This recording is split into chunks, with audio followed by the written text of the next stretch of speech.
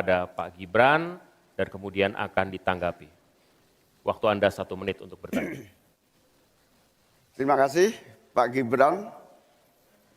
Pak Gibran ini telah berhasil menjadi wali kota sekaligus pengusaha yang sukses. Bahkan berbagai proyek-proyek besar telah berhasil dibangun di Solo. Ini menjadi prestasi, tetapi kita ingin prestasi ini ditularkan kepada yang lain. Saya ingin Pak Gibran menyampaikan tips and tricks agar bupati, wali kota, dan pemerintah daerah yang lain bisa belajar agar proyek-proyek besar bisa dimasukkan di kota Solo. Bagaimana caranya ini? Tenang. Cukup? Cukup. Baik. Cukup. Silahkan waktu Anda. Pak Gibran, waktu Anda 2 menit untuk menanggapi. Baik, Gus Muhaimin, saya jelaskan ya. Sekarang Indonesia itu sudah memulai yang namanya pemerataan pembangunan. Yang dibangun bukan hanya Solo saja. 53% investasi kita sudah ada di luar Jawa. Kalau kita pengen fair ya Gus,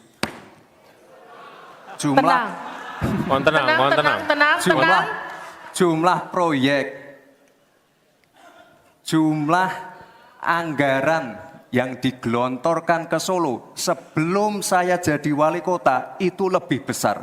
Saya tahulah ini arah pertanyaannya kemana. Tapi yang jelas ini Gus, apa yang sudah dibangun, yang kita lihat bukan bangunan fisiknya saja, tapi kita lihat impact-nya ke warga. Bangun masjid menggunakan CSR dari Abu Dhabi. Impact-nya apa? UMKM kita sekarang melesat, wisata kita melesat.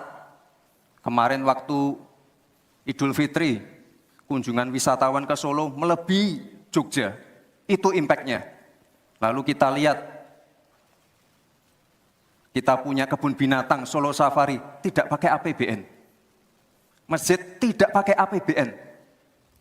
Tapi impact-nya apa? Impact-nya ke masyarakat.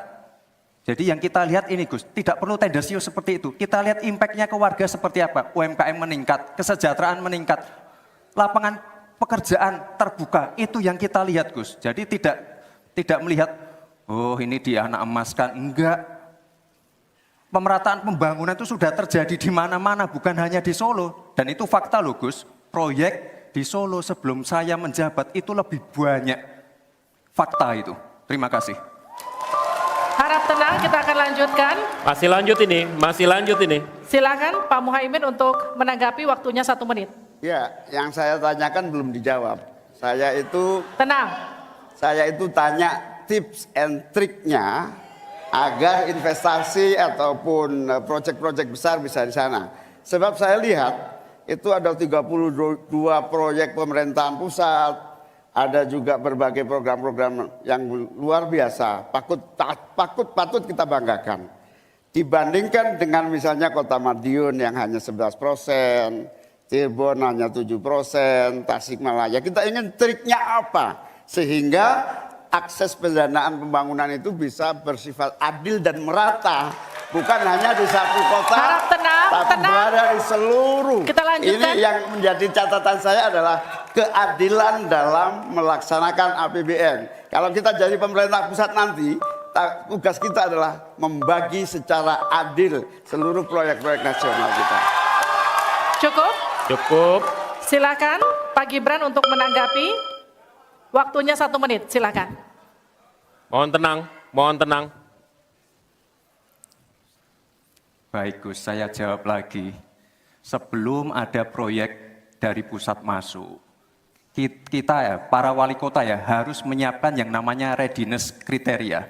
Kalau nggak ada itu, nggak mungkin proyek itu masuk. 2, kita sebagai wali kota harus menyiapkan hal-hal non-teknis.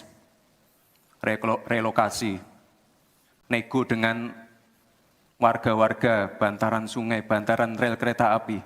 Itu Gus, 1.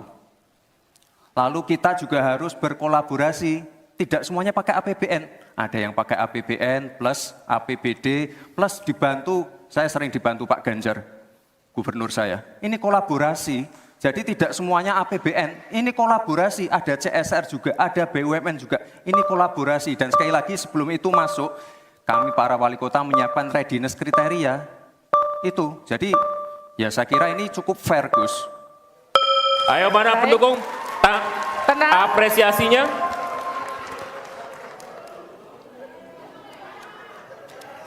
Kita berikan apresiasi untuk seluruh calon wakil presiden.